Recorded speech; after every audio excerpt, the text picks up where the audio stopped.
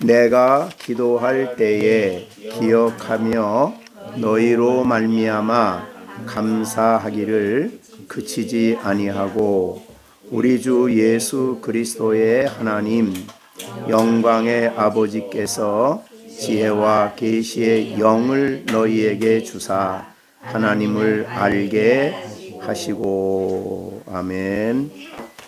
지난 주일에는 15, 16절을 중심으로 바울 사도가 에베소 교회의 믿음과 사랑에 대한 소식을 듣고 하나님께 기도하는 내용이 기록되어 있었습니다. 그리스도인의 신앙생활을 한마디로 요약하면 믿음과 사랑입니다.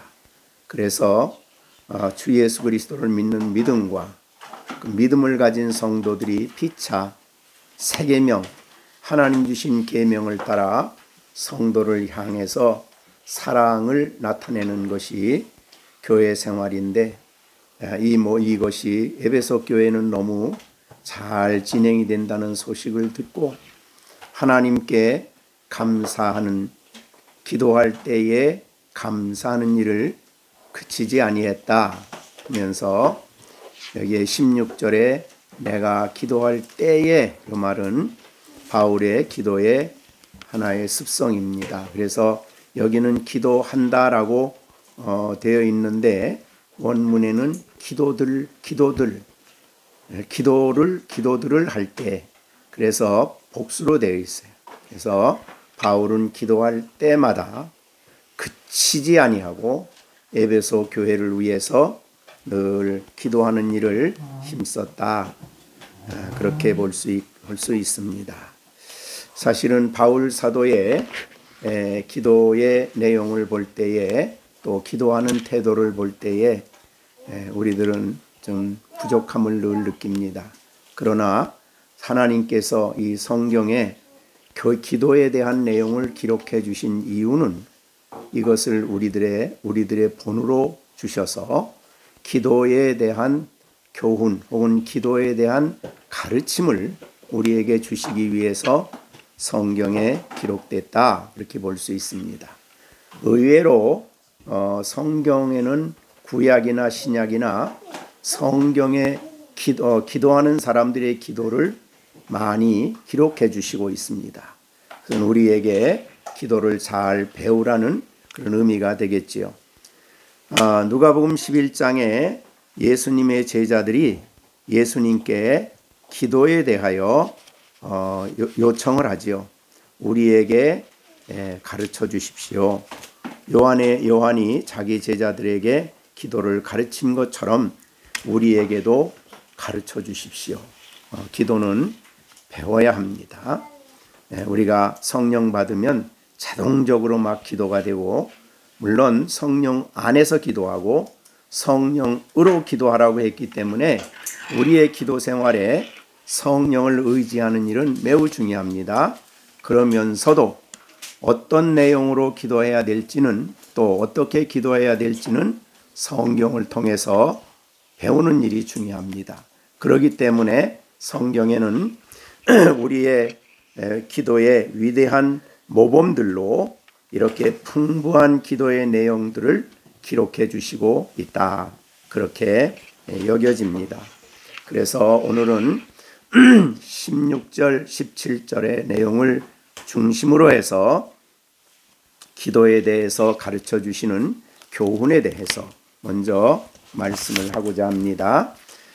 기도 그러면 우리는 여러 가지 내용을 생각할 수 있습니다.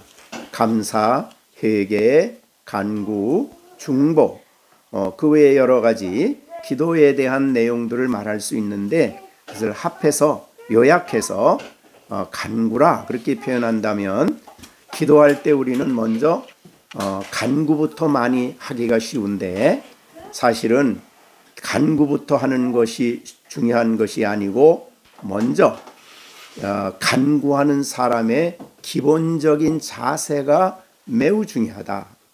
어떤 마음으로, 어떤 자세로, 어떤 모습으로 하나님 앞에 기도를 시작하는가, 기도하는가가 매우 중요합니다. 그래서 오늘 그 문제를 가지고 오늘 가르쳐 주시는 성경의 교훈을 받고자 합니다. 자, 그러면 이 바울은 기도를 하나의 아름다운 습관이죠. 지난번에 말한 대로 기도할 때에, 그 말은 기도들을 할 때에 아침, 저녁, 아침, 점심 이렇게 그는 꼭 기도를 했습니다. 특별히 유대인들의 아주 전통적인 관습이죠. 그래서 그들은 이렇게 기도를 했는데 그 기도의 내용에 있어서 오늘 17절에 이렇게 말합니다. 우리 주 예수 그리스도의 하나님 영광의 아버지께서, 이렇게 되어 있는데 성경에 여기 우리 본문에도 기록되어 있지만은 우리 주 예수 그리스도의 하나님 그리고 영광의 아버지 그러지 않았어요. 따로따로 떨어진 겁니다. 그래서 이것은 기도하는 데 대한 중요한 교훈을 주시기 위함인데, 첫째 우리가 알아야 될 것은 우리 원문에는 제일 먼저 원문에는 하나님께 이렇게 되어 있습니다. 그래서 호 데오스 투 크리오 헤몬 예수 그리스도, 그러니까 우리 주 예수 그리스도의 하나님께, 일단 이것으로 끝난 거예요. 기도한다 그 말이죠. 그래서 첫째 우리가 이 본문을 통해 우리가 가져야 될 중요한 가르침은 기도는 우리 주 예수 그리스도의 하나님께 기도하는 것이다. 모르는 게 아니죠. 모르는 거 아닌데 이것이 우리가 강조가 되는 것이 굉장히 필요합니다. 물론 우리가 기도할 때에 주 예수 그리스도의 이름으로 혹은 주 예수 그리스도의 중보를 통해서 기도합니다. 그리고 아까 말한 대로 성령의 감동과 도우심으로 기도를 하죠. 그럼에도 우리의 기도의 목표 혹은 기도의 대상은 하나님 아버지입니다. 하나님이시죠. 여기에 그리스도 예수, 우리 주 예수 그리스도의 하나님 이렇게 되어 있습니다. 우리는 다른 말로 하나님 아버지, 성부 하나님 이렇게 표현하는 것입니다. 오늘날 많은 그리스도인들이 주 예수 그리스도께 기도하는 것인 양 생각하는 그런 인상을 받습니다. 주께 기도한다. 주께 기도한다 할 때 대개 예수님을 생각합니다.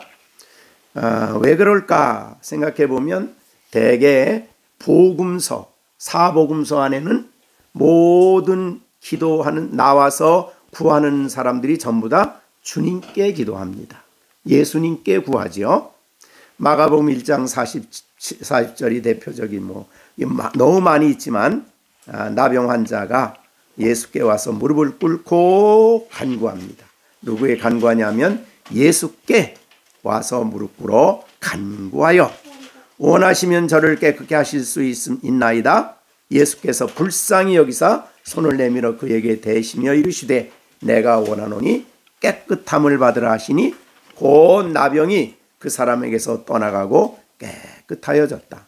그러니까 마가복음 1장 40절에는 한 나병 환자가 예수께 와서 꿇어 엎드려 간구하여, 그랬으니까 기도의 대상이 예수님이었습니다.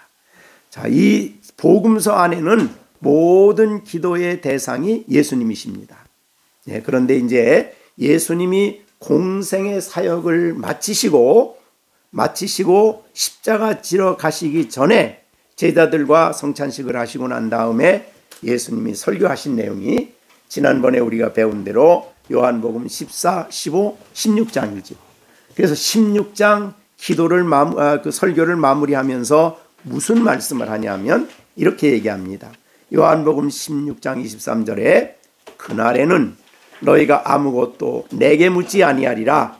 내가 진실로 너희에게 이르노니 너희가 무엇이든지 아버지께 구하는 것을 내 이름으로 주시리라.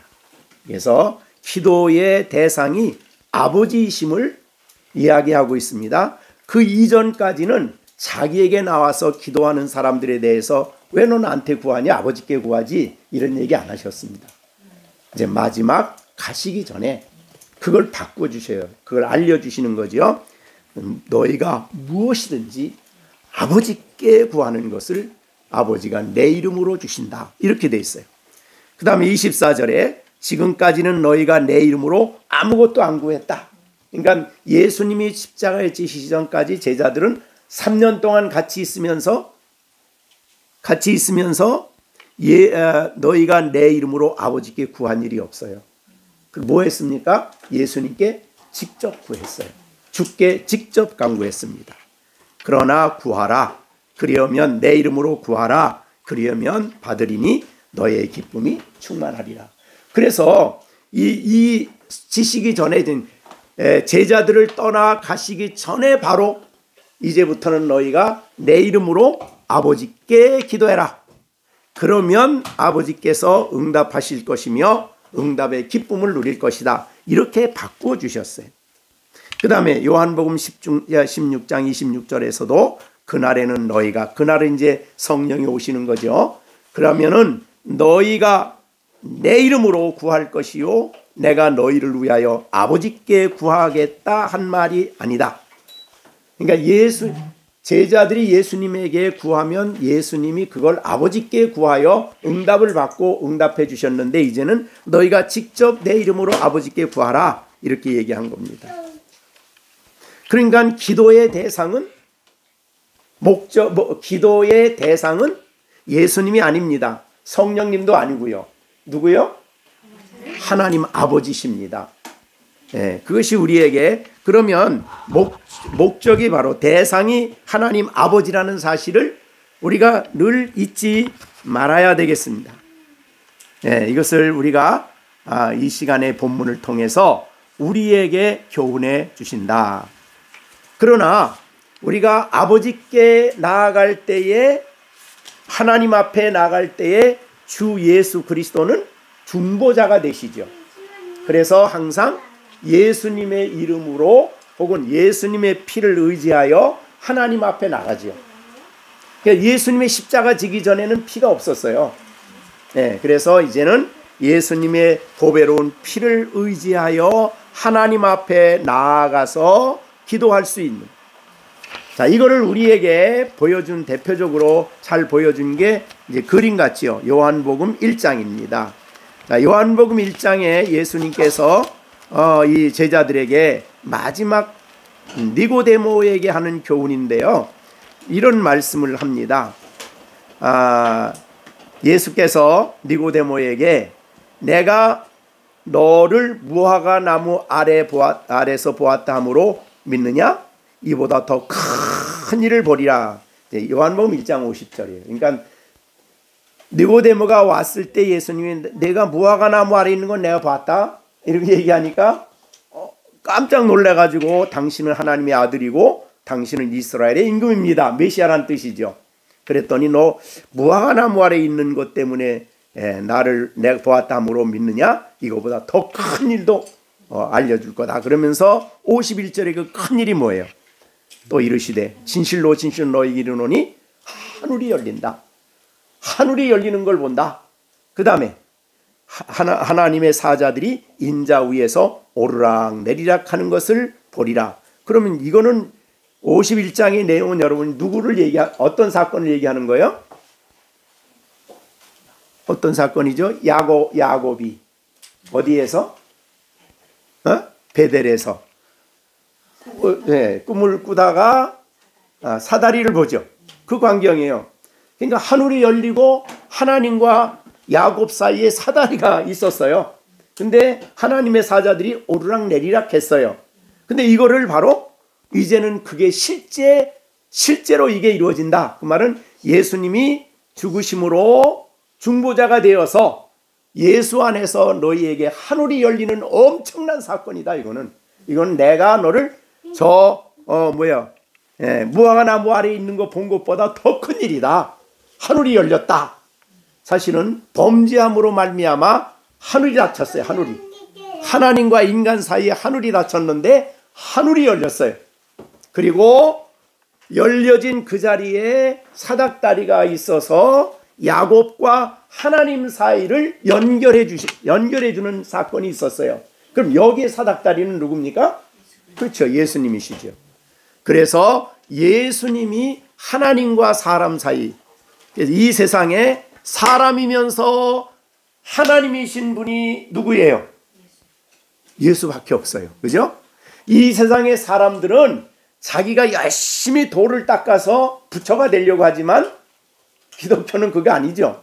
선을 닦아서 자기가 신이 되는 게 아니죠. 기독교는 하나님이신 그분이 내려오셔서 인간이 되어가지고 인간과 하나님 사이를 연결시켜 주시고 그리스도 안에서 하늘이 열리고 하나님과 교제가 이루어진다, 그런 뜻이죠. 이게 하늘이 열리는 거예요. 자, 그래서 그렇기 때문에 이제 우리는 예수님을 통해서 열려진 하늘을 보니까 거기 누가 계셔요? 보호자가 있고 하나님이 계시죠. 그래서 하나님과 대화할 수 있고 교제할 수 있는 길이 열렸다. 이것이 큰 일이다. 하늘이 열린 게 굉장히 큰 일이죠. 자, 그래서 우리가 이 예수 그리스도가 이 땅에 오신 중요한 이유는 죄인된 우리에게 하늘이 열리고 중보자인 예수님을 통해서 하나님께 교제하며 하나님께 말씀을 들으며 기도하게 하기 위해서 예수님이 이 땅에 오셔서 중보자가 된 거죠. 자, 그걸 우리에게 보여준 것이다. 그렇게 볼 수 있어요. 자, 그렇기 때문에 이 귀한 이 귀한 이 말씀에서 보여준 중요한 이유는 예수님의 사역은 자기가 기도를 받으시고 자기가 하신 게 아니라 우리를 하나님께로 인도하고 우리를 예수 그리스도의 이름으로 하나님께 기도하고 하나님 아버지의 응답을 받고 그렇죠. 그래서 요한복음 15장 26절에서도 내가 가서 아버지께 구하여 너희에게 보낼 바로 그 진리의 성령, 그러니까 그것도 성령도 아버지께 구하여 우리에게 보내주시는 성령이에요. 그러니까 기도를 받으시는 대상은 하나님 아버지라는 사실을 항상 기억을 하셔야 됩니다. 그래서 제자들에게 기도를 가르쳐 주십시오 할 때 예수님이 가르쳐 주신 주기도문에서 맨 먼저 하는 게 뭐예요? 아버지여 부르는 거죠. 기도의 대상이 아버지예요. 예수님이 주기도문에서도 우리에게 명확하게 가르쳐 주셨다는 것을 우리에게 교훈하시는 말씀이다. 이게 오늘 본문에 우리 주 예수 그리스도의 하나님께 기도한다. 하나님은 그분데 하나님이며 동시에 영광의 아버지께 기도하는 것. 이게 바로 우리의 기도에 대한 중요한 교훈이다. 그렇게 볼 수 있어요. 이 하나님 예수님의 모든 사역은 하나님 없이 이루어진 거 없어요. 그래서 예수님이 이 땅에 오셔서 내가 하는 일은 전부 다 누가 내 안에 계셔서 하나님이 내 안에 계셔서 나는 하나님의 말씀을 이루기 위해서 온 분이다 이 말이죠. 그러니까 예수님의 모든 사역은 하나님을 향하여 있고 성령의 모든 사역은 그리스도께 향하여 있습니다.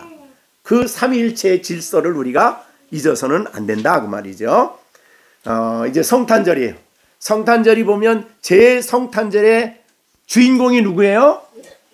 예수님이시죠. 저 선물 주는 산타크로스가 아닙니다. 성탄절의 주인은 그리스도인들에게는 예수님이 주인공이지만 사실은 예수님을 보내주신 분이 주인공이에요. 자, 우리 김시령 생일이죠. 생일은 네가 주인공이에요? 너를 이 땅에 낳아주신 엄마 아버지가 주인공이에요? 그러니까 그거는 너 혼자 낳았어? 너 혼자 태어났어? 네가 낳았어? 아니죠. 제가 나왔어요. 네가 어떻게 나와? 엄마가 배 아파서 낳았지. 자, 우리는 엄마가 배 아파서 낳았지. 시완이도. 자, 그렇게 그래서 예수님이 이 땅에 탄생하셨을 때 찬송하는 것이 두 개가 있어요. 하나는 천사들의 찬송이에요. 그 천사들의 찬송의 내용을 보면 뭐냐면 지극히 높은 곳에서는 하나님께 영광이요 땅에서는 기뻐하심을 입은 자에게 평화로다. 그러니까 천사들의 찬송의 주제는 지극히 높으신 하나님이지 예수님이 아니에요. 그죠? 그 다음에 또 이제 목자들의 찬송이 또 한 번 나오죠. 목자들. 그래서 목자들이 와서 예수님을 보고 천사들이 말한 그 예수님을 보고 난 다음에 그들이 찬송을 했는데 아기를 찬송하며 갔다 그러지 않고 하나님께 영광을 돌리며 찬송하며 돌아갔다. 그렇게 돼 있어요. 그러니까 시령이 시완이 생일날은 누구한테 감사해야 돼요? 배 아파 낳아준 나한테 엄마 아버지한테 감사해야 되는 거죠. 그렇죠? 그러니까 이렇게 우리가 이 신앙생활에 있어서 우리가 하나님을 잊어버리면 안 되는 거예요. 하나님을 기도할 때도 하나님 아버지여를 잊어버리면 안 되는 겁니다.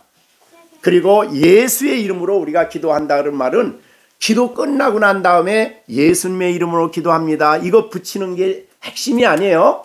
기도 전체가 다 누구의 이름으로 되어지는 거예요? 중보자 이름으로 되어지는 거기 때문에 사실은 처음서부터 끝까지 예수의 이름으로 기도해야 돼요. 그래서 여러분이 주기도문 가르쳐 주실 때 보면 끝에 주기도문에 예수의 이름으로 기도합니다가 주기도문 끝에 있어요, 없어요? 없죠. 그렇다고 예수님의 이름 없이 기도한 거예요?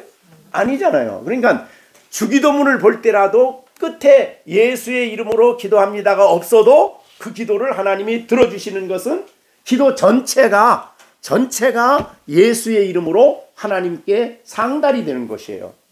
그런 의미에서 예수님은 중보자라 그렇게 표현하는 거죠. 지금도 우리를 위해서 기도할 때 우리가 기도하면 우리를 대신 우리의 기도를 받아서 하나님께 기도해 드려요. 그리고 응답되어 나올 때도 아들을 통해서 우리에게 오시죠. 그래서 우리가 성령으로 충만케 해달라고 기도할 때도 아버지께 구하여 너희에게 나오시는 이 진리의 성령은 예수님의 기도를 들으시고 아버지가 성령을 보내주시는 거죠. 그래서 우리에게 성령이 오신다 그 말이죠.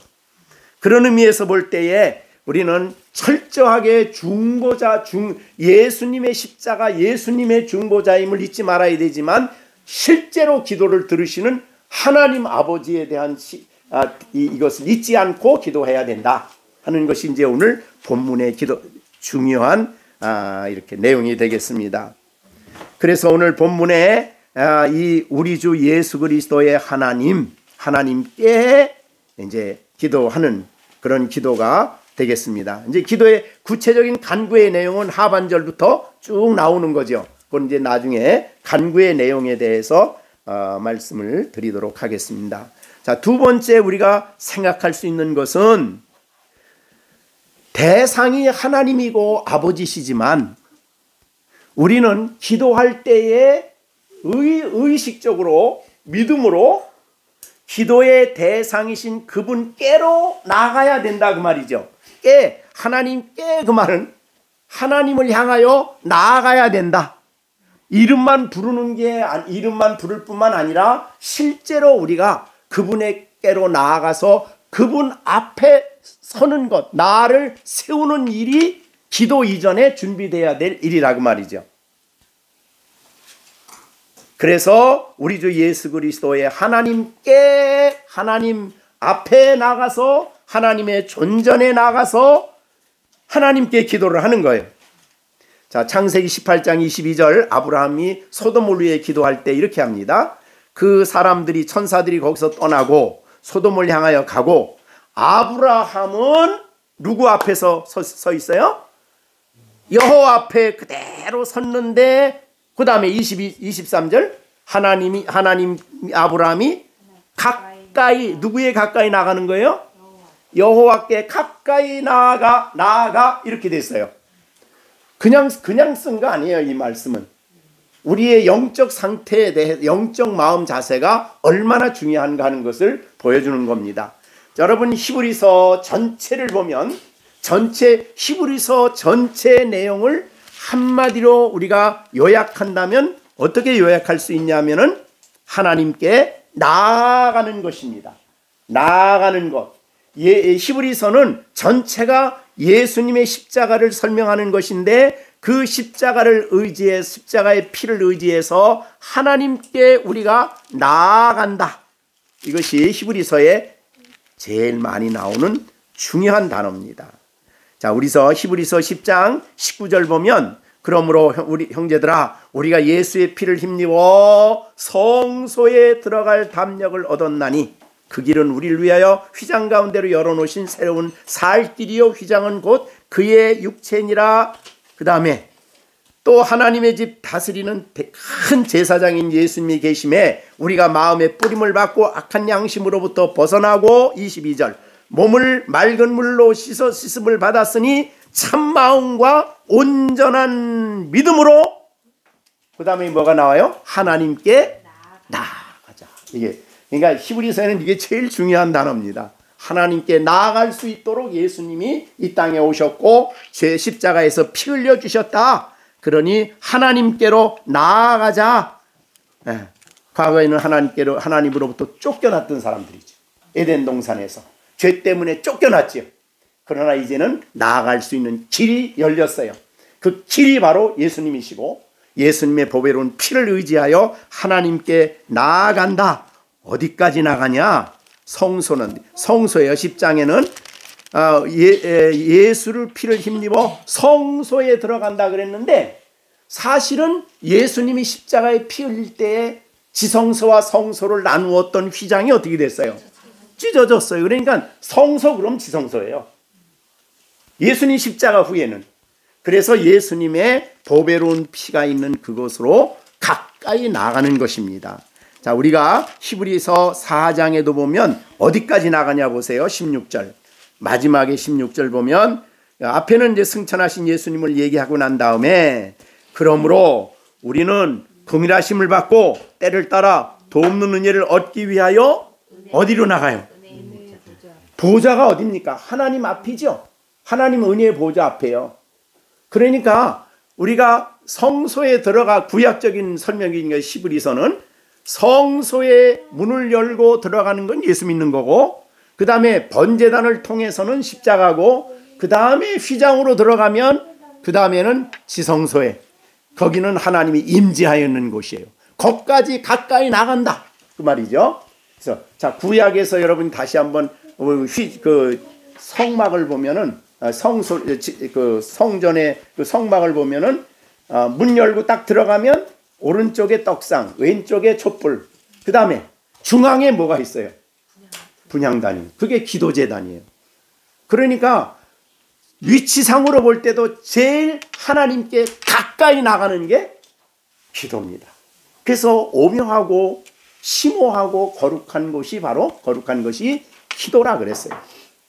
그래서 그전에도 얘기 드렸을 겁니다. 어떤 제사장들이 반차를 나누어서 이렇게 제사장이 하는데 그 달에 그 주에 순서가 돼서 지성소에 들어가서 제사장들이 떡을 빼오는 일을 할까, 불 붙이는 일을 할까, 또 그 다음에 분향을 할까를 정하는 건 뭘로 정해야 돼요? 제비 뽑아요. 반드시 제비로 뽑습니다. 근데 제비를 뽑아서 어디에 당선이 되면 제일 영광스러우냐면 분향할 때입니다. 그래서 우리가 세례 요한의 아버지가 요한 누가복음에 보면은 뭐 하고 있을 때? 분향하고 있을 때. 그 다음에 누가 나타나요? 천사가 나타나서 요한을 줄 것을 얘기해요. 그러니까 분향, 그 하나님 앞에 나가서 분향한다는 것은 제사장에게 있어서는 최고의 특권이고 영광이에요. 그러니까 우리가 기도한다는 건 그렇게 심오한 뜻이 있는 거예요. 여러분이 기도하는 거는 하나님 앞에 나아가되 지성소에 있는 보좌 앞에 나아가서 그 앞에 엎드리는 거예요. 그렇게 우리가 기도를 생각하셔야 돼요.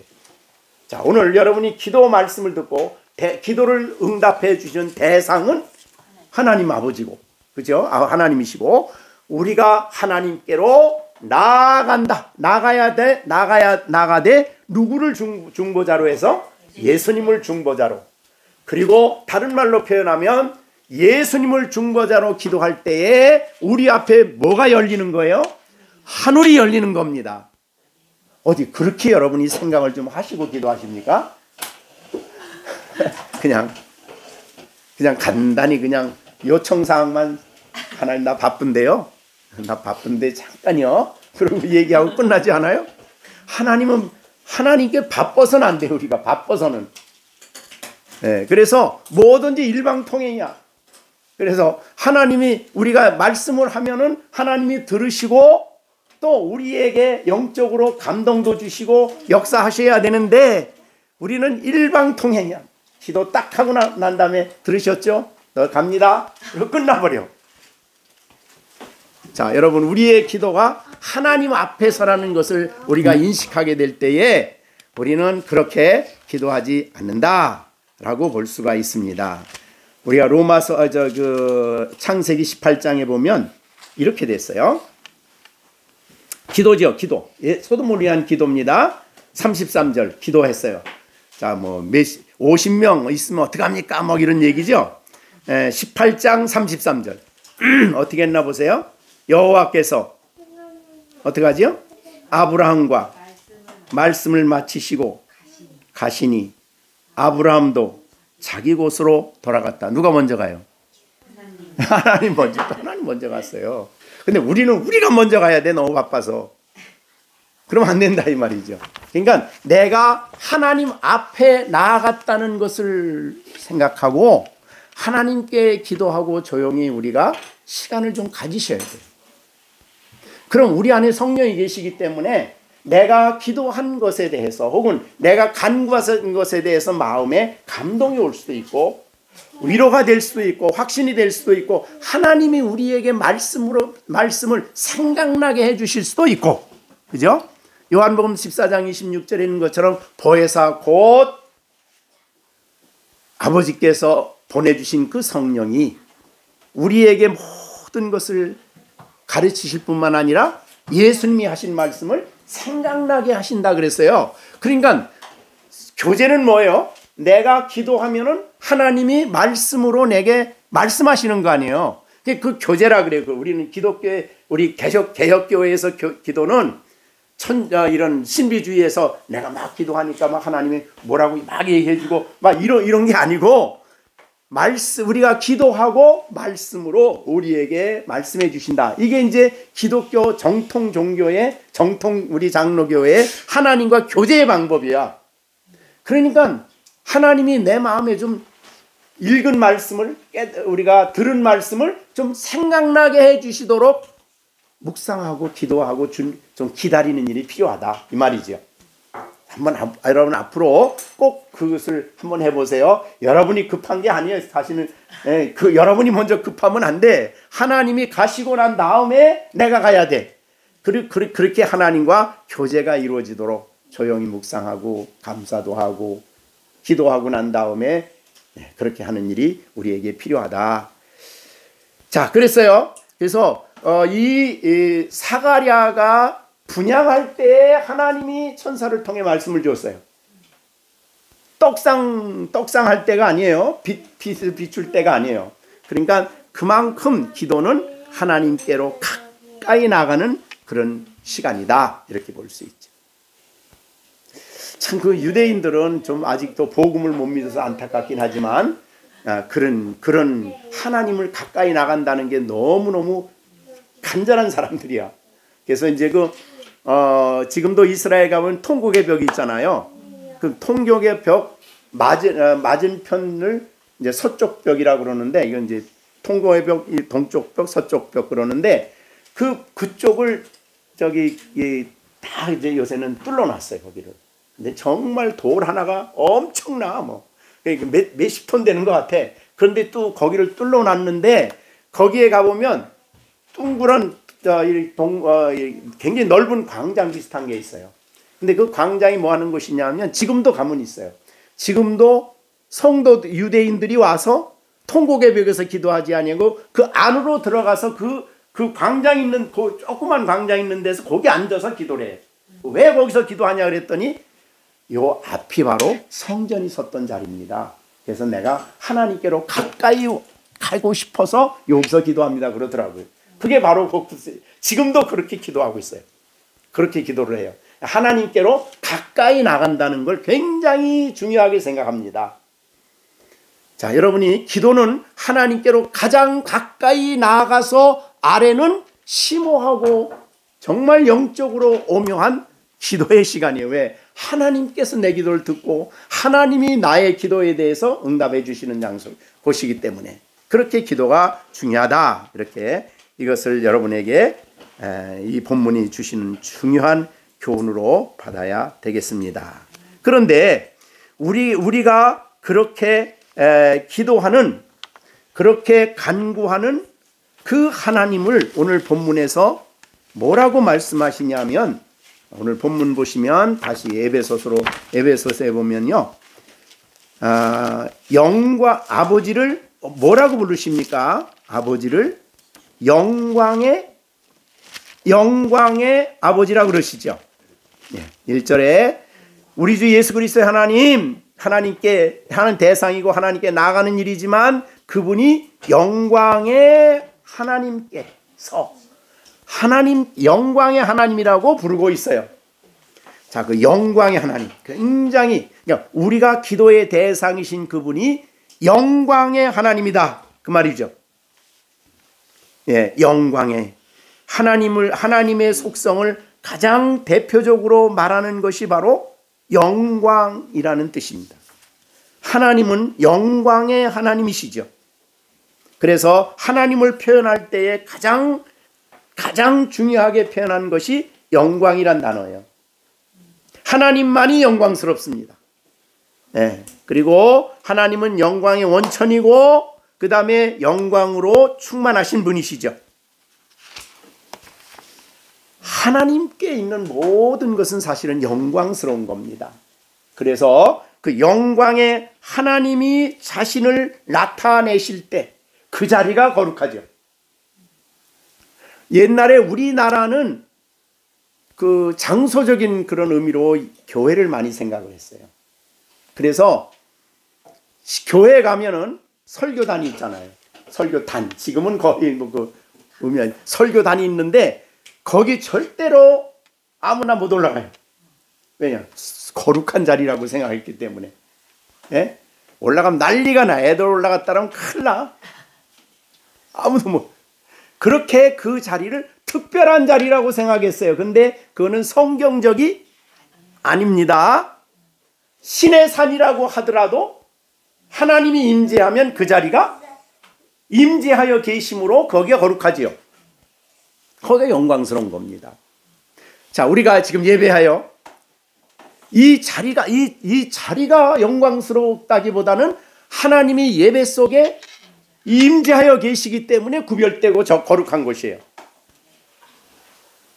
예배 드리고 끝나고 난 다음에 우리 시온이가 여기 예배 드리는 거룩한 자리인데 하고 여기 안 와? 그러면 안 되는 거죠. 예배 속에 하나님이 임재하심으로 거룩하다, 이렇게 봐야 돼요. 왜? 하나님은 영광이시기 때문에 그렇습니다. 특히 영광의 특징은 하나님의 그 속성의 위대하심이에요. 자, 예를 들자면 하나님의 영광스러우심. 그래서 이 사무엘 왕 열왕기상 18장 11절에 보면 솔로몬이 성전을 지어놓고 하나님의 성소에 법궤를 들여다놓고 낙성식을 했을 때 그 성전에 뭐가 가득했어요? 영광이 여호와의 성전에 가득했기 때문에 제사장들이 감히 거기 들어갈 수가 없었어요.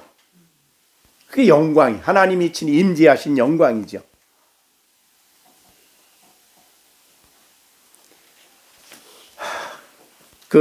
에스겔 3장 22절에 보면 하나님이 3장 23절입니다. 내가 일어나 들로 나가니, 이제 들로 나가라 그래서 나갔더니 들이 어딘지 몰라요. 이건 그발강 히데겔 그 강가가 아닌가 생각이 되는데 들로 나가니 여호와의 영광이 거기 머물러 있어요. 그래서 거기가 거룩한 거예요. 자, 유대인의 입장에서 볼 때는 사실은 구약적인 배경은 거룩한 곳이 예루살렘이죠. 그런데 이들은 지금 포로로 잡혀갔어요. 그래서 포로로 잡혀가 있는데 그 들, 어딘지도 몰라. 그 들이 영광스러웠어요. 왜? 하나님이 거기에 임재하셨어요. 그게 이제 에스겔 3장 23절이에요. 그랬더니 그 영광을 보니까 내가 전에 그발강가에서 보았던 그 영광, 그발강가에서 한번 또 나타나셨어요. 그래서 그 영광을 같은지라 뭐합니까? 에스겔 3장 23절에 에스겔이 뭐합니까? 그 영광을 보고 난 다음에 곧 엎드려. 이거 안 할 수가 없죠. 안 할 수가 없습니다. 그 영광을 직접 보면 곧 엎드렸다. 그러니까 그 영광 앞에 그 영광 앞에 두렵고 떨림으로 엎드린 거죠. 위대하신 영광이죠. 그런데 이 위대한 영광을 누굽니까? 모세가 보고 싶었어요. 그래서 영광 좀 보여주세요. 그랬더니 나의 영광을 보고 살 자가 없다. 그래서 그럼 어떻게 하면 좋습니까? 그랬더니 너 그럼 바위 속에 바위 틈에 숨어 있어라. 내가 등만 잠깐 보일게. 이렇게 돼가지고 그 이제 바위는 그래서 그걸 예수님을 상징한다 그러는데 예수님 안에서 잠깐 등을 벌렸어요. 근데 사실은 예수님이 이 땅에 왔는데 예수님 안에 하나님의 영광이 보였어요. 그게 어디입니까? 요한복음 1장 14절 16절이죠. 우리가 예수님의 영광을 보니 아버지의 독생자의 영광이요 은혜와 진리가 충만하더라. 그 영광이에요. 근데 우리가 다 그의 충만한 데서 받으니 은혜 위에 은혜로라. 그래서 예수님에게서 하나님의 영광이 보였어요. 대표적으로 봅니다. 어디입니까? 그 가나의 혼인잔치에서 물이 포도주가 되었을 때에 제자들이 예수님을 누구로 믿습니까? 하나님으로 믿습니다. 그게 자신의 영광을 나타낸 거예요. 그러니까 이 땅에 예수님이 행하신 놀라운 일들은 그의 삶을 통해서 하나님이 얼마나 능력이 계신가. 그거 대표적인 게 또 나사로야 나오라 그랬더니 어떻게 됐어요? 거기에 하나님의 영광이 나타났어요. 우리가 오늘날 설교하는 목사님이 나사로야 나오라 그럼 나올까요? 안 되죠. 하나님만이 하실 수 있는 죽은 자를 살리시는 하나님의 능력이고 영광이죠. 그것은 하나님의 영광을 드러내는 거예요. 그렇기 때문에 예수님의 부활이야말로 하나님의 영광을 보여주는 건데 우리가 직접 볼 수 없기 때문에 예수님의 모든 삶을 통해서 하나님은 자신의 영광을 우리에게 보여주십니다. 자, 그러면 대표적으로 우리가 볼 수 있는 성경을 통해서 볼 수 있는 영광, 하나님의 전능하심, 그죠? 하나님의 또 거룩하심, 하나님의 온전하심, 하나님의 지혜로우심, 하나님의 위대하신 어디에나 계시는 편재하시는 이런 하나님의 대표적인 속성들이 하나님의 영광을 보여주는 겁니다. 자, 그의 능력이 얼마나 위대합니까? 하나님의 능력의 영광은 완전하시죠. 그분이 천지를 창조하셨고 창조된 모든 것을 존재케 하시죠. 그 능력의 대표죠. 자, 이런 죽은 자를 살리는 것도 능력이고 이런 모든 하나님의 역사는 하나님의 영광을 드러내는 겁니다. 자, 그런데 그 하나님이 바로 우리가 기도의 대상이신 하나님 아버지예요. 그 아들의 영광도 아버지로부터 주신 거예요. 그래서 요한복음 17장에 내가 이 땅에서 아버지가 하라고 하신 일을 다 이루어서 하나님의 영광을 드러냈으니 이제 나를 영광스럽게 하여 주십시오. 그러니까 아버지가 아들을 영광스럽게 하시는, 아버지의 영광을 아들에게 부어주시는 이런 역사예요. 자, 그러면 우리가 여러분 기도할 때 우리가 어느 정도 하나님의 능력을 어느 정도 그 영광을 어느 정도 생각하고 기도해야 될까요? 우리가 어떤 사람이 그랬어요. 요새 성도들이 기도하는 걸 보면 그분들의 하나님이 너무 초라하대. 이게 무슨 뜻일까요? 요새 성도들이 기도하는 걸 보면 그 사람이 믿는 하나님은 너무나 초라하고 너무나 작대. 너무나 작대. 그게 무슨 뜻이에요? 여러분이 믿는 하나님이 도대체 어떤 분이냐? 어떤 분이니까 여러분이 기도하고 금방 의심하고, 기도하고 금방 걱정하고. 왜? 우리 영광스러운 하나님이신데, 그죠? 영광스러운 하나님을 우리가 믿고 그분을 향해서 기도하는 것인데, 뿐만 아니라 그분 앞에 설 때, 그 영광 앞에 설 때에 우리는 직접 영광을 에스겔처럼 이렇게 모세처럼 직접 못 보더라도 적어도 영광 앞에 나아가서 그분 앞에 가까이 간다는 믿음이 우리에게 있어서 하나님 앞에 겸손해야 되겠지. 기도할 때 우리가 정말 나를 낮추는 마음, 겸한 마음, 무릎 꿇고 엎드려서 하나님 앞에 전심을 다해서. 왜? 너무 크시고 너무 위대하신 분을 지금 아버지를 부르고 있잖아요. 네. 근데 그 영광의 하나님이 오늘 뭐라 그래요? 영광의 뭐요? 우리 주 예수 그리스도 하나님 영광의 아버지라는 거. 자, 영광만 말했더라면 정말 가까이 가기가 어려웠을 거예요. 그죠? 영광만 말했더라면 하나님께로 간다는 게 얼마나 두려운지 모를 거예요. 그런데 성경에는 영광의 하나님이신데 그분이 우리의 아버지라고 알려주셨어요. 정시원, 아빠가 직장에서 갔다 오면 아빠한테 달려가요, 안 달려가요? 달려가요. 왜 그래요? 누구니까? 동생들보다 먼저.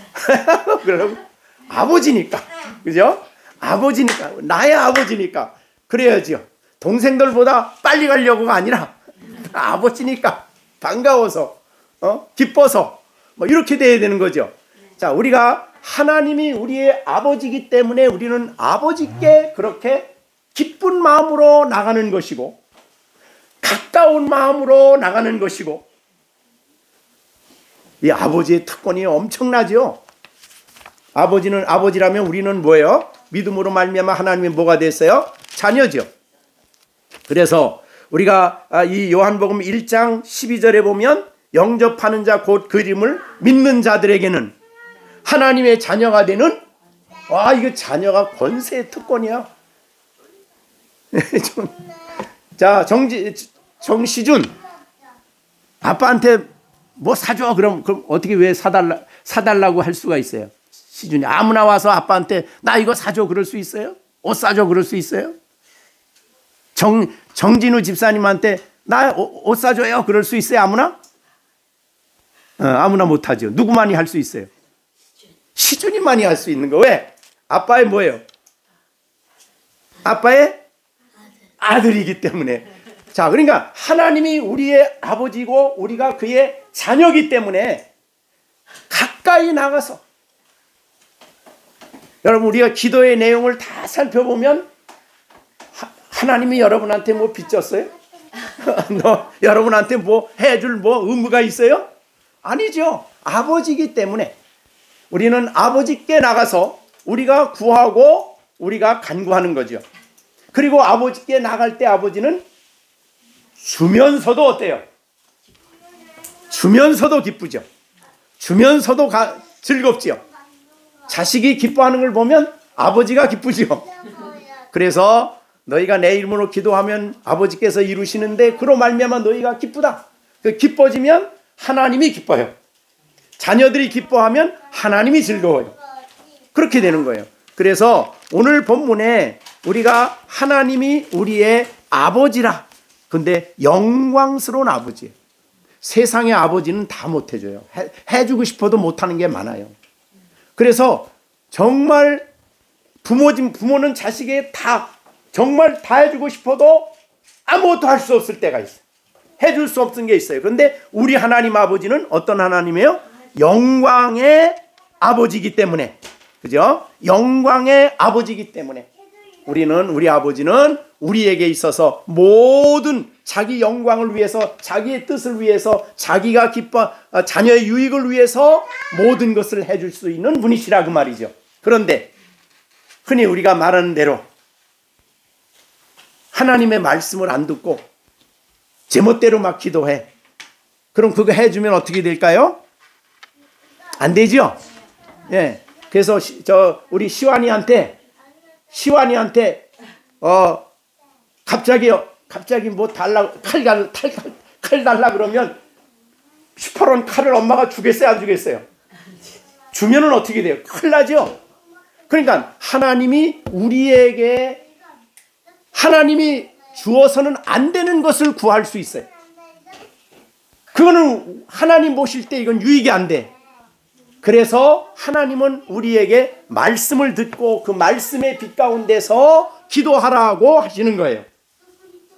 자, 그렇기 때문에 하나님이 능력이 없어서 못 해주는 게 없습니다. 그러나 죄 짓는 자리에 가는 것은 허용은 안 하죠.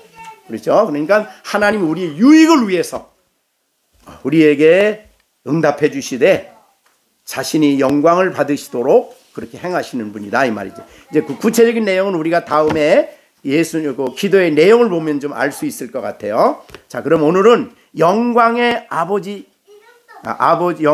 아버지께 우리가 기도하고 있다 하는 것을 우리가 생각하고 정말 하나님의 위대하심을 믿는 믿음을 가지고 온 힘을 다해서 영광의 아버지 그리고 나의 하나님 그분을 향해서 기도해야 되겠습니다.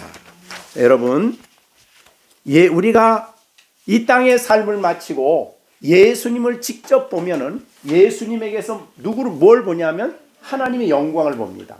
그러면 하나님의 영광을 예수님에게서 보면 우리가 누구같이 된다 그랬죠?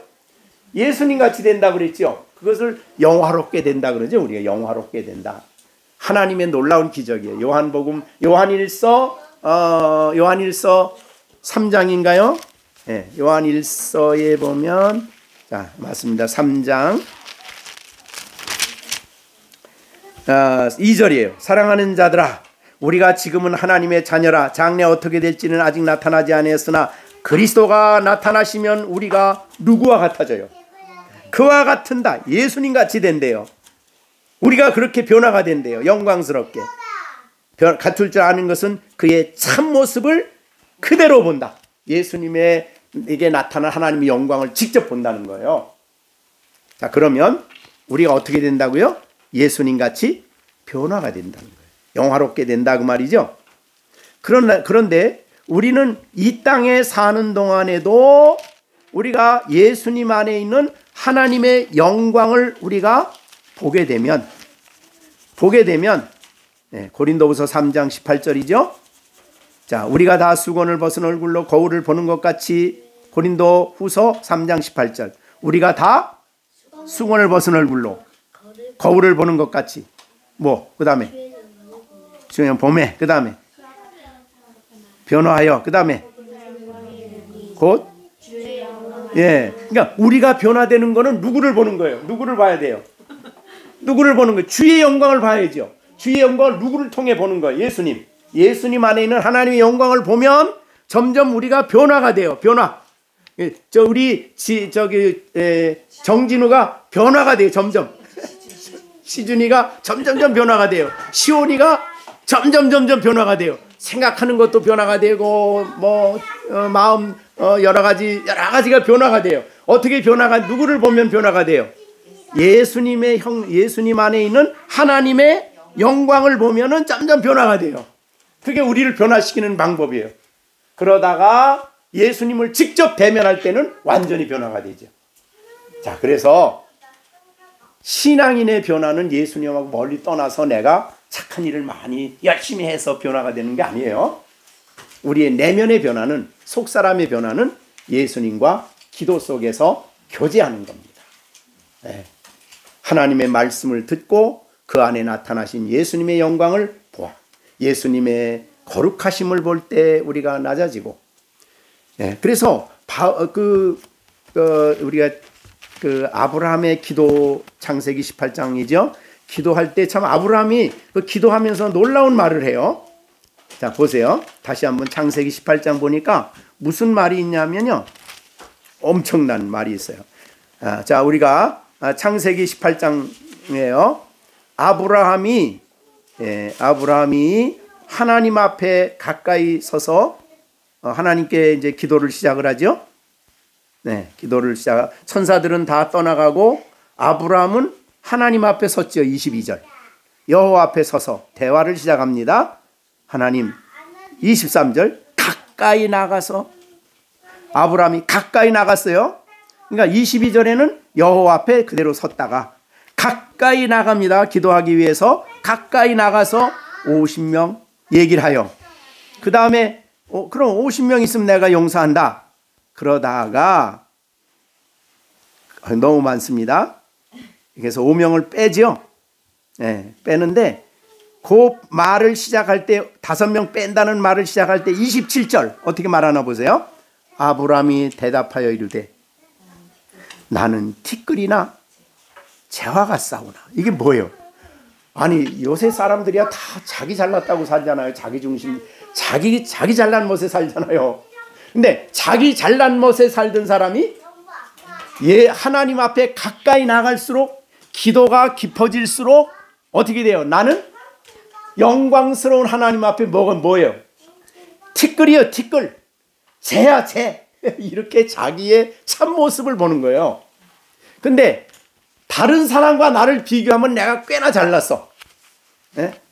자, 시온이가 다른 친구들하고 나가 비교하면 야, 시온이 그래도 꽤 잘났어. 그러는데 하나님께 가까이 나가면 어떨까?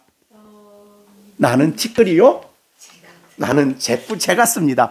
영원하신 하나님 앞에, 만유를 지으신 하나님 앞에 나는 티끌도 안 되지. 알고 보면. 네? 성경에 보면 그랬어요.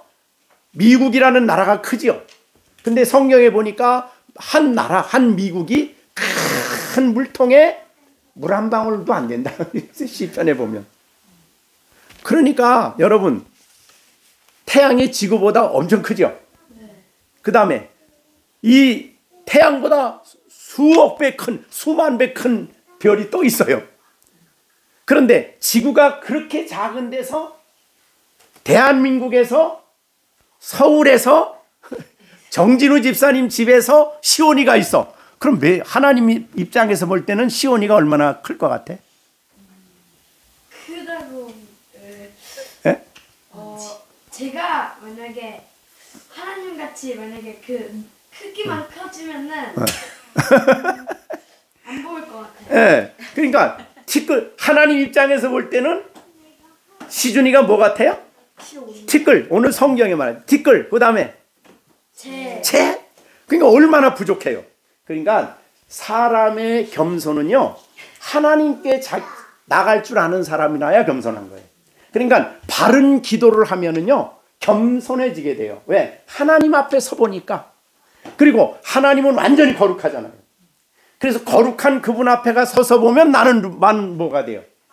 거룩하지 않죠. 죄인이지요. 그런데 다른 사람보다 나를 시온이가 저 감옥 속에 있는 저 죄 지은 사람 보면 그래도 시온이는 그 사람보다 어때요? 착해요. 그렇죠. 근데 하나님의 거룩하심 앞에 비춰보면 어때요? 저는 더 심해요. 더 심하게 더럽죠.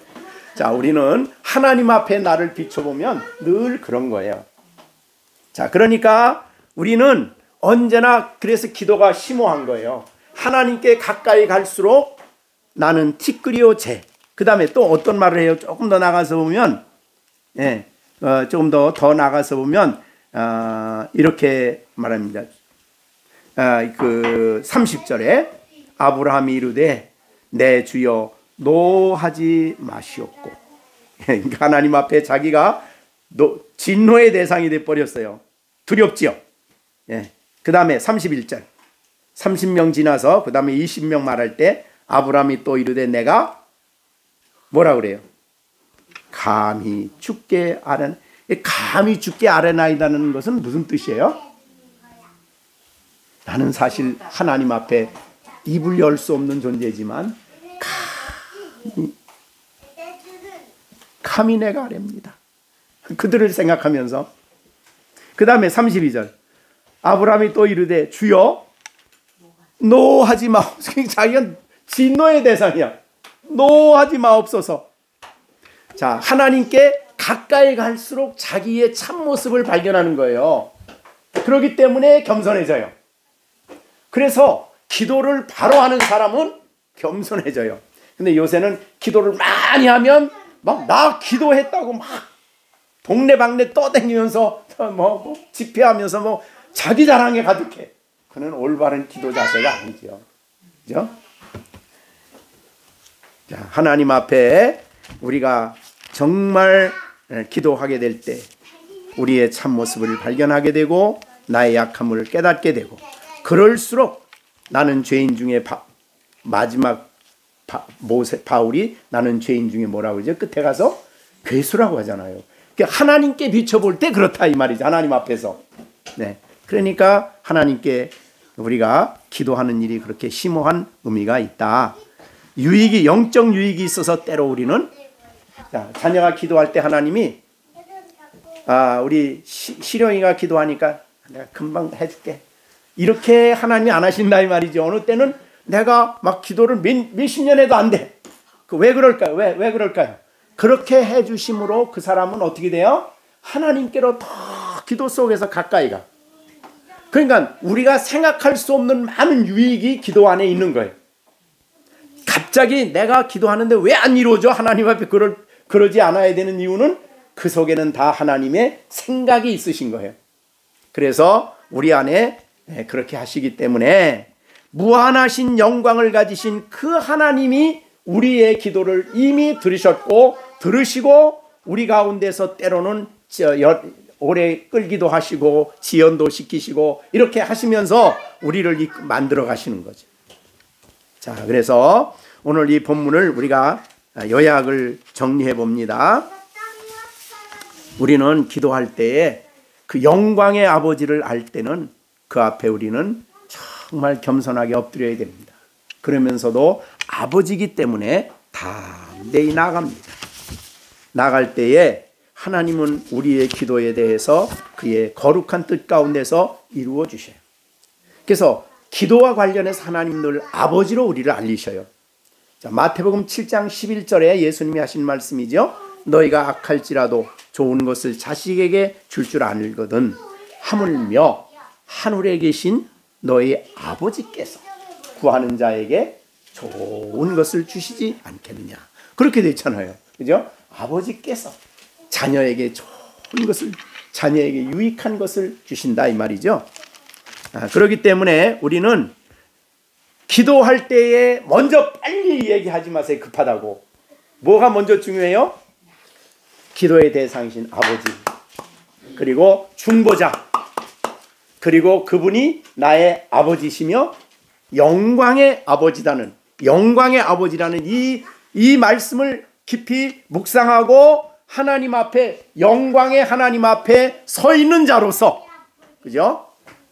우리가 겸손하게 엎드려 아브라함과 같이 티끌과 같은 재와 같은 죄인인 내가 감히 하나님 앞에, 이게 인격적으로 같이 있는 모습이에요. 늘 제가 그 히스기야의 기도를 볼 때마다 참 은혜가 되고 생각이 되는 것이 있습니다. 그 이사야 37장인데요.